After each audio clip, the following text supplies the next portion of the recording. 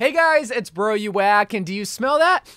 Ah yes, that must be the pain and suffering of so many Overwatch players in the air, knowing that they'll never make it to the next rank and they'll never be able to get the e-girls on their Discord server. That must be the new competitive season and is almost here. Or by the time you're already watching this video, Season 28 has already dropped. Now we do this at the beginning of every single competitive season where I talk about some of the best heroes you can play for the up and coming season. And I do this in hopes that you not only get better at Overwatch, but potentially discover your next main. Because I feel like Overwatch is a lot more fun when you have versatility and lots of heroes at your disposal. And because Blizzard isn't bringing any new heroes and they continue to balance out the game, they ensured that a lot of heroes are really good in the year 2021. Yep, shout out to Blizzard for not adding new heroes and messing up the meta. God, I want a new hero so bad. So let's finally get into it because we have a lot to talk about, especially when it comes to the DPS category of heroes. But I'm going to be giving you 2 DPS heroes, 1 tank, and 1 support hero for who I think is going to be really good in Season 28. Now for the first DPS hero, I want to give you someone who's very well-rounded, who's not very situational, someone that you could really use in any kind of team comp, even if your counters are on the enemy team. Especially if you're going to be pouring hours into this hero, you want to be sure that your investment pays off. So I decided for Season 28, McCree is going to be an excellent DPS hero to play. Now, did he receive a change that made him instantly meta like Soldier 76? No, not really. Did he receive a buff that made him really good overnight? Well, unless you count the 25 HP buff, there wasn't a lot of done to McCree that made him the must pick for Season 28. And it's not like he's even a must pick. But what he does have is inconsistent high damage. That's basically his trade-off, is that, yeah, you can do a lot of damage. Yeah, you can kill a lot of things, but you can be very inconsistent if you're not good with McCree. I mean, go figure, if you're not good with something, well, you're not going to be good with that hero in general. That's what every single hero should strive for. But especially in the case of McCree, if you have godlike aim and somewhat dog water map awareness, comp awareness, meta awareness, you know, the other intangibles that isn't just mechanical, you're still going to see some success with McCree. Now, eventually, you will have to learn those things when you get into the higher ranks, but because you're more than likely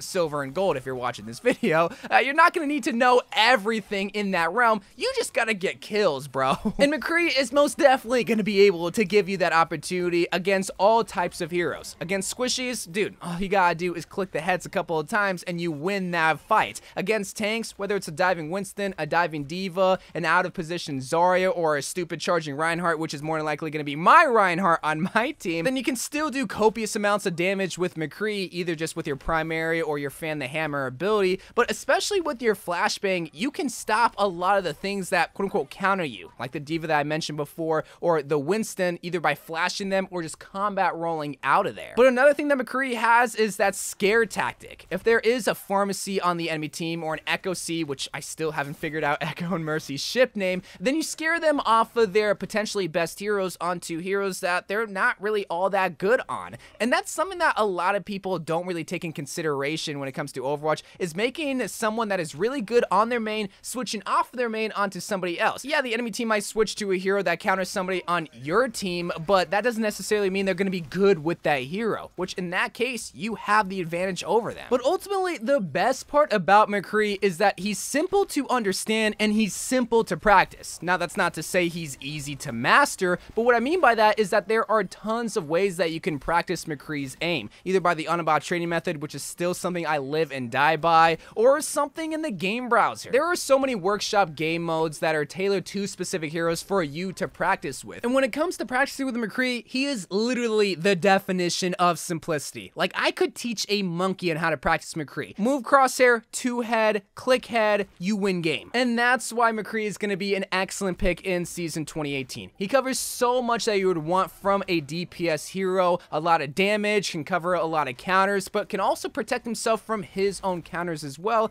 and you can practice him relatively easily. But now for the other DPS hero that's going to be really good in Season 2018, I always try to pick a wildcard hero. Someone that is not consistently meta, but that can still hang in the current meta. Someone that you really wouldn't expect, and that could even trip up the enemy team, which at that point, you have a competitive advantage because they don't know how to deal with you. So knowing that, you would understand why I think Junkrat is going to be a good pick in Season 2018. No, you don't believe me? All right, let me explain then. You want to talk talk about inconsistent damage, Junkrat is the definition of that. 120 damage for every single grenade and 120 damage with his C4. He is literally a glass cannon with dirty DPS, but that's his biggest problem, is that he is a glass cannon. Unlike McCree, he doesn't have a lot of ways to protect himself. Yeah, he has a C4 or his concussion mine to get him out of sticky situations, but we want that for DPS. We want to be able to disintegrate the enemy team instantly. And that is one of his biggest pros, is that he is able to instantly kill a lot of squishies, either by trapping them because they don't look at the ground, which seems like a lot of people nowadays, or just by comboing his grenade and C4. And especially against tanks, well, yes, he's not going to be able to counter every single tank on the field, especially if they have someone like a Zarya, which is going to be a popular pick in season 2018. Against someone like a Reinhardt or a Sigma, who I think are going to be very popular picks, you can not only instantly bring down the shield, which will allow your other DPS and other heroes on your team to get off damage. Not a lot of people value a broken Reinhardt shield because that just exposes everybody, but that also allows you to get a lot of ultimate charge because, well, there is no protection from your grenades anymore. And that's something that not a lot of people consider, is that, well, if you're playing role queue, you're always going to have two tanks that you can farm ult charge on. And Junkrat's ultimate, while it is probably one of the easiest ultimates to destroy, it also is one of the best ultimates to at least secure one kill. And that's something that not a lot of people value enough with Junkrat's ultimate, is that once he has it, okay, it's going to be a 5v6, but that's for the everyday Junkrat. If you want to be an incel and if you want to push Junkrat to his absolute limit, you're going to start maneuvering Junkrat in ways that not a lot of people are used to. Getting onto high ledges and going onto aerial attacks and just throwing your C4 in the mix of big team fights and just absolutely shredding through squishies, putting your traps in areas that are going to be highly trafficked but where the enemy team is not going to be looking. Junkrat is just one of those heroes that if you truly study him, he can be a nuisance for the enemy team, and a lot of the time you can bring their morale down because, well, nobody thinks that you can stop a simple little rat with explosions. I kind of compare him to Mei because not a lot of people pick him, not a lot of people are playing against him, but when you do have a god like Mei or Junkrat, they can be absolutely lethal because they just can't be stopped. Just be careful for a pharmacy, and if you don't have the McCree that I suggested before, then Junkrat mains, why don't you just yeet yourself onto McCree for the one time? But I kind of hinted out who was going to be the best tank to play in season 2018, and unless Blizzard's going to bring the Mei changes where they make her into a tank, then Reinhardt is going to be the best tank in season 28. And pretty much just going from this point forward, ain't nothing going to be taking the crown away from my boy Reinhardt. A shield is mandatory at this point, especially if you're going to be playing against long-range heroes like a Widowmaker, a McCree, a Hanzo, a Soldier. So if you do not have that shield, then not only do you not have the ability to put damage on them because, well, they have distance over you, but you also are just going to be building them ult charge because, well, they have no reason to stop shooting you. Now, Reinhardt did receive a slight nerf, which is a reduction of 50 armor, but that's not really much to take away from the fact that he is the best shield tank at this point. Where the other tanks can hang, like Winston and Sigma, Reinhardt is still going to remain king, whether it's going to be in double shield or the trope Reinhardt and Zarya combo, which is probably going to be the tank combo in season 2018. I mean, there's not really much else to say that I haven't said in the past. Reinhardt, he's just a good tank, good initiator, good setup, ultimate 2, great shield, and overall just sexy dude. I really think that's the only reason why you should be playing Reinhardt, is because, well, he's a hunk. But in terms of the best support hero, this has been changing surprisingly season after season. Beforehand, I suggested Baptiste because Immortality Field was, and surprisingly still is, one of the best abilities, but they did recently nerf it to where you only keep 10% of your health,